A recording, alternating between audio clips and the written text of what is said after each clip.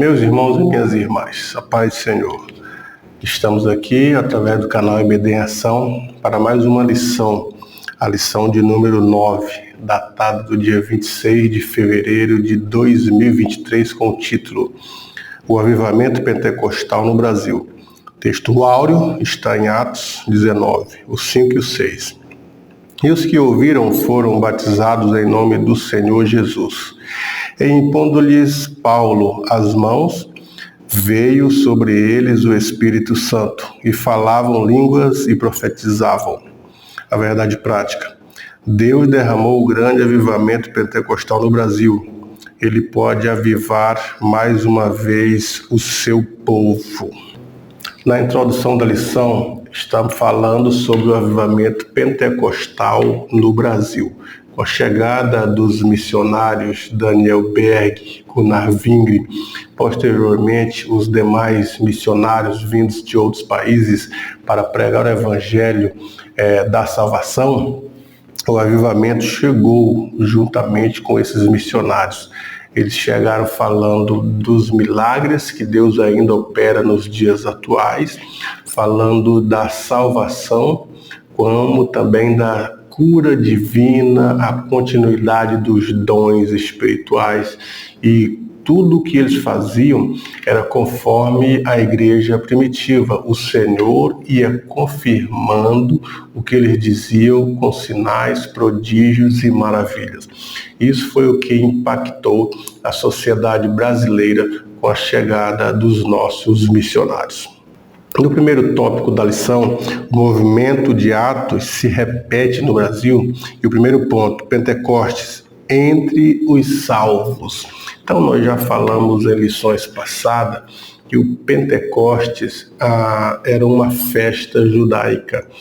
Depois da Páscoa, 50 dias, que é o Penta, onde acontecia a festa das primícias. E foi neste dia da festa das primícias que todos estavam em Jerusalém oferecendo seus primeiros frutos, tanto no templo, como o movimento da cidade era muito grande, que estavam em Jerusalém, os discípulos reunidos, quando o Espírito veio sobre quase 120 deles.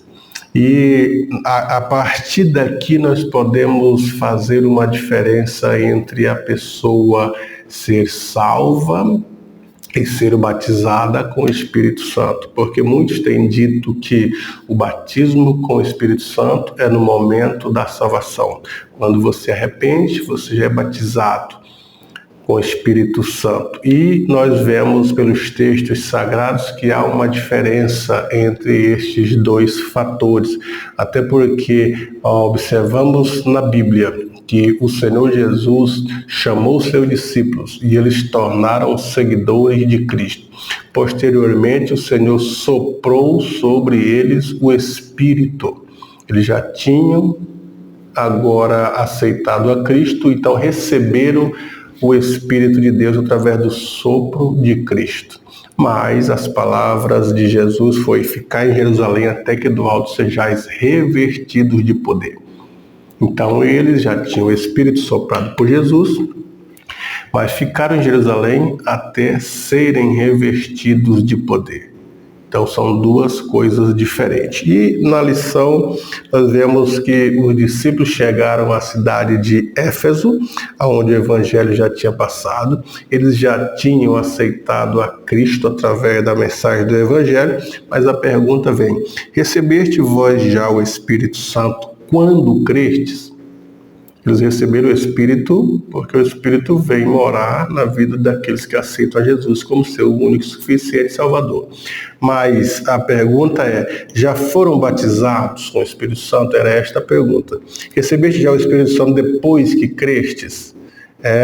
E eles disseram que não. Então os discípulos de Éfeso foram batizados em nome de Jesus. Isto é, já tinham a fé salvífica, mas agora foram batizados com o Espírito Santo através da imposição das mãos.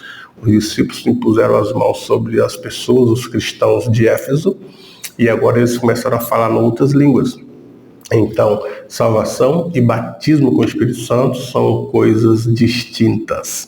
E no segundo ponto ainda do primeiro tópico, fala da plenitude do Espírito Santo, que é experiência diferente. Então vejamos, a experiência da salvação.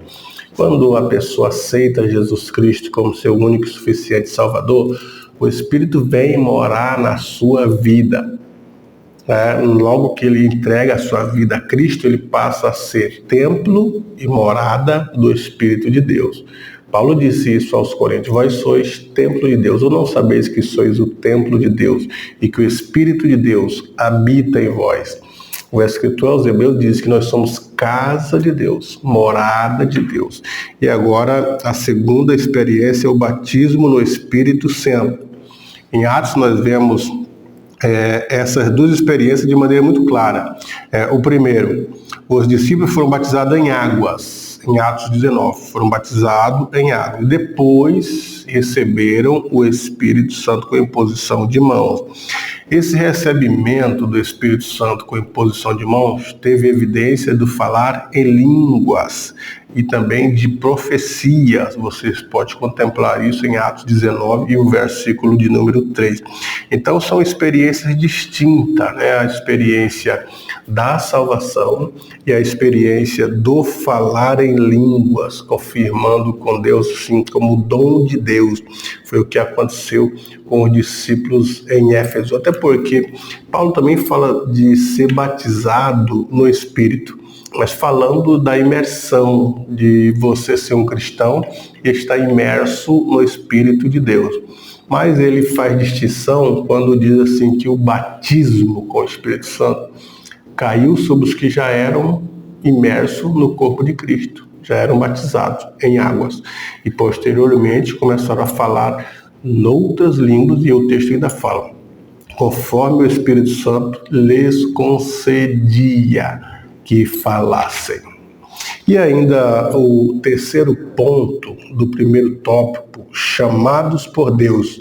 Aí entramos agora no avivamento pentecostal no Brasil, que os missionários Daniel Berg e Gunnar Wingre chegaram ao Brasil em 19 de novembro de 1910. Começa então toda a história.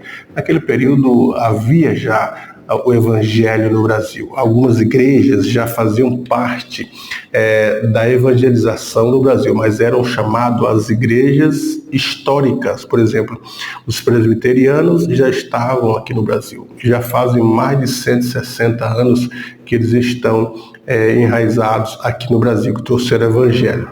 Também já havia a figura ou a presença da igreja batista, estava presente principalmente em Belém. Os metodistas também já estavam no Brasil e a quadrangular, essas igrejas já faziam parte nesse período de 1910. Todavia, as igrejas históricas, principalmente as deste período, elas não acreditavam na continuidade dos dons espirituais, não criam que os dons espirituais seriam para os nossos dias atuais. E também que a evidência do falar em línguas não era para os nossos dias, mas eles eram cessacionistas, isto é, que isso cessou, ficou restrito para a igreja de Jerusalém. Apenas a igreja de Jerusalém falavam em línguas estranhas e apenas a igreja de Jerusalém tinham convicção dos dons espirituais e os dons de profecia, mas a atualidade dos dons, para eles não faziam uso.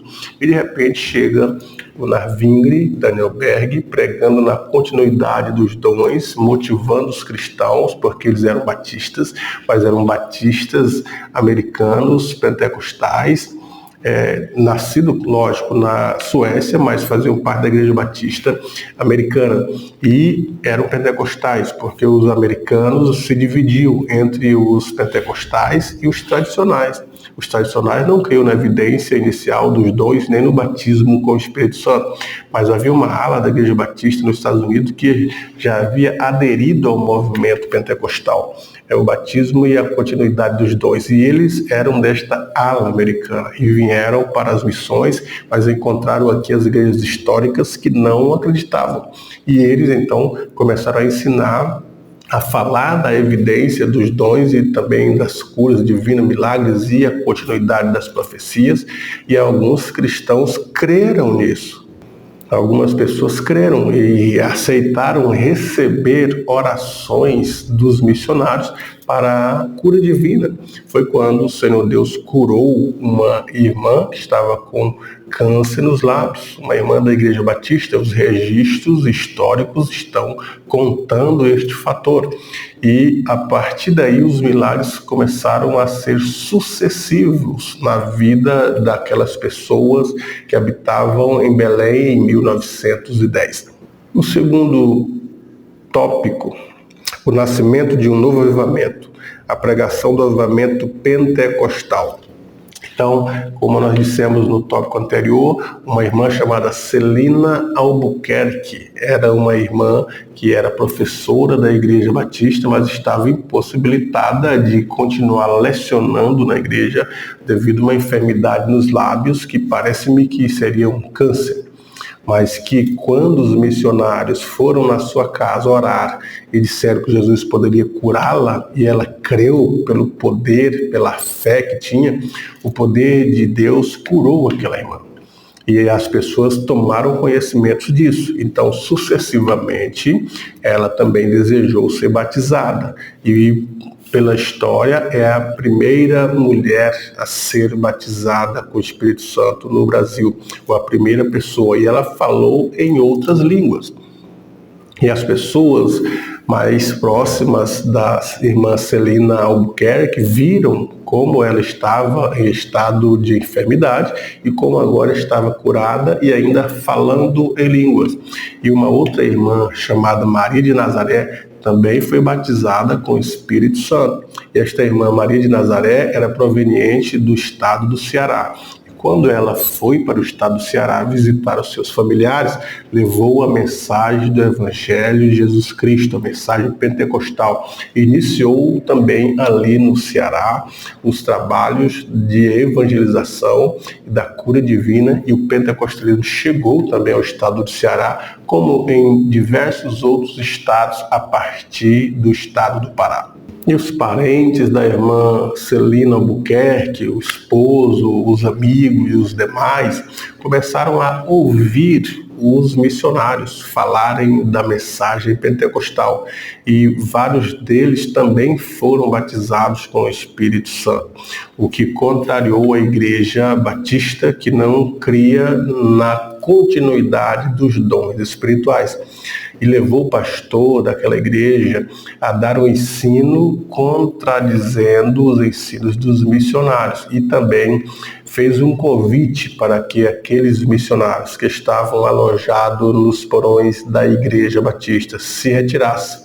Eles pagavam $2 para estarem repousando no porão da igreja, mas eles foram convidados a se retirarem. E os irmãos que aceitaram a suposta nova doutrina foram convidados a ficarem em pé e foram excluídos da Igreja Batista.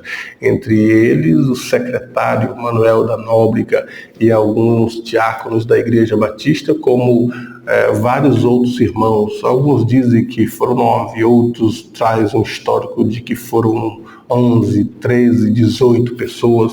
O certo é que foi um número grande deles que foram convidados a se retirar da Igreja Batista, foram excluídos, então começaram a orar, a buscar a Deus e a ouvir os ensinos dos missionários na casa da irmã Celina Albuquerque, na residência dela. E muitas pessoas vinham ouvir os missionários, e aqueles que estavam enfermos traziam os seus doentes para que recebessem oração.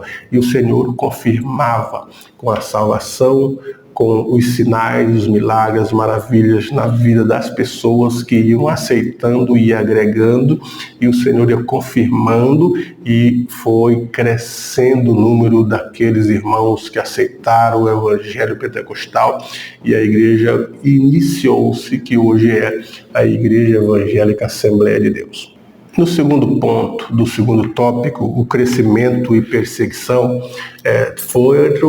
foram evidentes na vida desses irmãos que iniciaram, porque à medida que o movimento ia crescendo, a igreja ia crescendo, as igrejas históricas se reuniram, os batistas, os presbiterianos, para denegrir a imagem dos missionários, quanto também dos membros. E diversas invenções começaram a surgir de que os missionários traziam doutrinas estranhas, traziam doutrinas que eram inaceitáveis, que seriam heresias contestadas, que eram perigosos, e a partir daí até mesmo a Igreja Católica, através dos padres, dos delegados da cidade, começaram a perseguir os irmãos. A história da igreja, ela está cheia de perseguições, inclusive nesse período havia no estado do Pará um jornal muito grande, de grande circulação estadual, chamado Folha do Norte. Chegaram a publicar aberrações contra os irmãos, chegaram a publicar sobre a igreja e os missionários americanos Daniel Bergo Navingre nesse jornal, que eles eram perigosos, que eram homens que pregavam uma doutrina feia, que as pessoas não deveriam aceitá-lo, não deveriam conversar com eles, e uma perseguição extrema aconteceu. A gente percebe na história dos pioneiros, porque eles registraram a sua história, tanto Wingren quanto Berger escreveram muitas coisas que aconteceram com ele durante esses anos de evangelização no estado do Pará, que uma certa vez Wingren estava indo a caminho de um sítio para realizar um culto. E quando chegou ali tinha um grupo grande de irmãos. E ele pregou o evangelho naquela localidade, mas o Senhor disse para ele: não volte pelo mesmo lugar que vieste, volte por outro caminho. E assim os irmãos arrumaram uma canoa e ele voltou descendo de rio abaixo. E depois descobriu-se que havia no caminho uma emboscada para matá-lo, mas que o Senhor Deus livrou ele daquela emboscada. Em outro episódio, eles contam em seus diários que eles estavam a caminho de um culto quando foram abordados por homens armados, mas que dentre os que estavam armados surgiu um outro e enfrentou todos os homens que estavam armados e liberou o caminho para que os missionários viessem embora, e as coisas aconteceram de uma forma pacífica, não houve nenhuma agressão. Então já houve situações de perseguição, de impedir que os missionários fossem fazer o primeiro batismo, apedrejamento durante o culto, pessoas que vieram para atrapalhar a mensagem do Evangelho, e assim uma série de coisas estão registradas, uma série de perigos, uma série de perseguição estão registradas durante a história ou a biografia dos missionários. E assim como em Azusa, a notícia do jornal Folha do Norte, ela teve um efeito que o tiro saiu pela culatra. As pessoas vinham ver essas notícias que o jornal estava dizendo e vinham ao local e não viam nada daqueles perigos, mas viam o quê? O mover de Deus, os milagres. Eles falando de Cristo, da paz, da palavra, do amor de Deus, que as pessoas então por si próprias tiravam as conclusões e fez com que o evangelho crescesse mais. Foi uma contribuição do jornal, dando destaque para esse grupo que cresceu em Belém, que o evangelho cresceu de uma forma grande na localidade. O terceiro ponto do segundo tópico fala muito das curas divinas que houveram durante esse período, até hoje, mas naquele período era muito grande, as pessoas estavam em Belém sujeitas à malária, à hanseníase e à lepra, uma série de outras doenças que eram na época perigosas e que as vacinas ainda estavam em experimento. Então Deus curou muitas pessoas de malária, curou muitas pessoas de hanseníase, curou da lepra, curou de febres. A febre era muito perigosa, as pessoas morriam de gripes e elas eram curadas abundantemente. Isso está registrado nos anais da história dos Assembleias de Deus. Os irmãos podem pesquisar. O Mensageiro da Paz, inclusive, ele tem uma coluna só para testemunhos de curas divinas, de milagres, e isso era grandemente revelado para a população os acontecimentos das curas divinas. Havia nesse período, nos primeiros anos iniciais da história dos Assembleias de Deus, que havia na liturgia cristã o culto de testemunhos.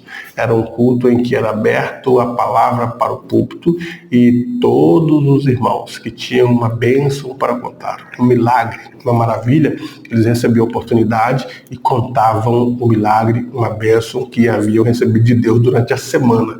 E isso era constantemente, havia um culto de testemunho, onde os irmãos contavam aquilo que recebeu de Deus. Nunca ficou um dia sem alguém falar de uma bênção, de uma cura, de um milagre. No terceiro tópico da nossa lição, a expansão do avivamento pentecostal, e o primeiro ponto fala de um modelo centrífugo, isto é, de dentro para fora, porque começou com as irmãs em oração, os missionários na casa da irmã Celina Albuquerque, orando, pedindo livramento, pedindo direção, e Deus foi abençoando, salvando, e a partir daí eles não quiseram ficar com a bênção só para si, mas quiseram compartilhar com os vizinhos, com os amigos, com a sociedade.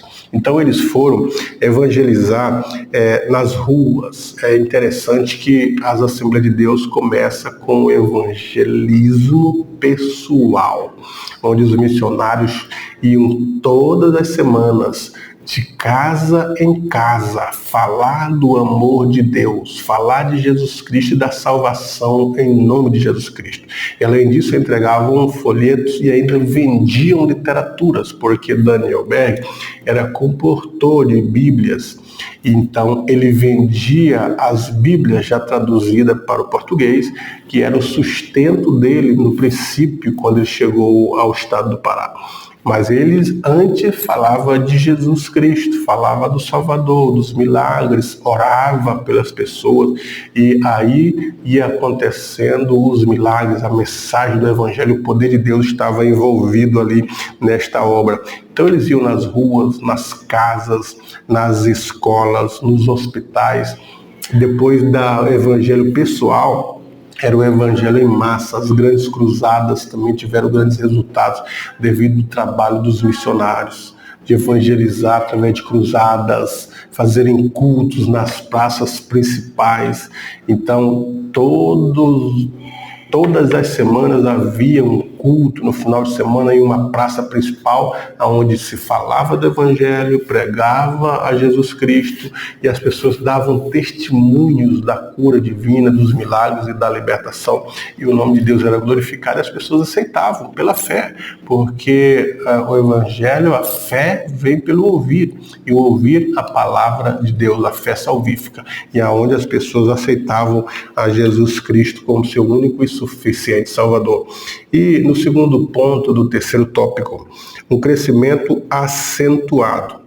Então, no estado do Pará, eles começaram a evangelizar outros estados, o Amazonas, o Maranhão, o Ceará, o Nordeste, o Sudeste, o Centro-Oeste, todos foram evangelizados. As pessoas vieram, os missionários solicitaram a ajuda de outros missionários que também vieram ajudar. Daniel Berg e Gunnar Vingre, como Joel Carso para o Nordeste, Orlando Boyer para o Nordeste.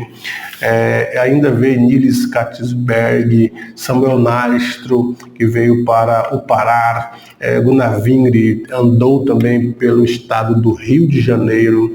Daniel Berg pastoreou a igreja no estado de São Paulo. E também os missionários estiveram em grande parte em Pernambuco, Paraíba, Bahia, falando do Evangelho. Muitos missionários vieram falar do Evangelho. E a mensagem do Evangelho quádruple sempre era: Jesus Cristo salva, Jesus Cristo cura, batiza com o Espírito Santo e em breve voltará. Eram essas 4 pilares do Evangelho que eles pregavam. Nas igrejas, principalmente no painel de fundo das igrejas, sempre estava um versículo em destaque: Jesus Cristo é o mesmo ontem, hoje e eternamente. Ou Jesus Cristo salva, cura, batiza e em breve voltará. Que era o pilar, eram os pilares da mensagem do Evangelho dos missionários. Isso fez com que todos os estados da Federação Brasileira houvesse uma igreja. E depois disso, todos os municípios, todas as cidades, de tal forma que o Evangelho pessoal, a evangelização pessoal, a entrega do folheto, falar pessoalmente de Jesus Cristo por alguém, orar por ele. Se tem algum problema, alguma doença, orar em nome de Jesus, e as pessoas, através da cura, da libertação, do ouvido, da mensagem, da paz, do evangelho, do amor, recebiam curas, recebiam milagres, aceitavam a Jesus Cristo, de tal forma hoje que a Igreja Evangélica Assembleia de Deus é a maior denominação pentecostal do mundo. Aqui nós temos algumas estatísticas que a lição coloca, mas de 2010.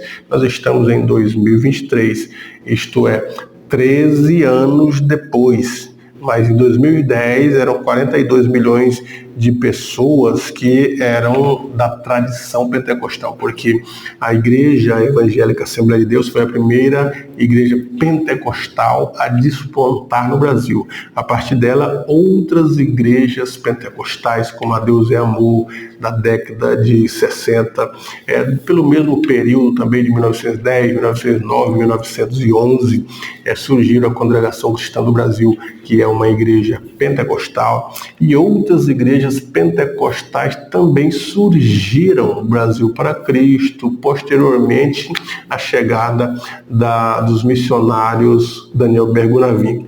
E já na década de 70, início da década de 80 para 90, surgiram as igrejas chamadas neopentecostais. Isto é, os pentecostais mais novos, pentecostais que vieram logo após as igrejas pentecostais.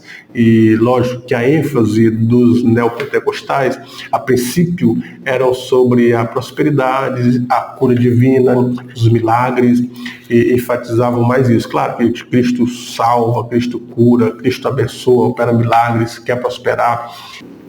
De tal forma que os evangélicos são, acredito que hoje no Brasil, uma maioria esmagadora. Isso tudo por causa de dois homens, Daniel Bergunavim, que atenderam o chamado missionário para uma terra, para o Brasil, onde não havia ainda o pentecostalismo, a crença no batismo com o Espírito Santo e também na continuidade dos dons espirituais.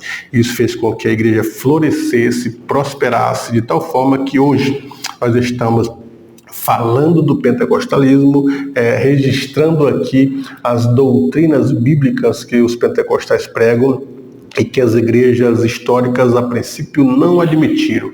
Hoje em dia, as próprias igrejas históricas já têm os renovados, os carismáticos, e hoje em dia uma boa parcela delas se divide entre as que creem na continuidade e as que não creem.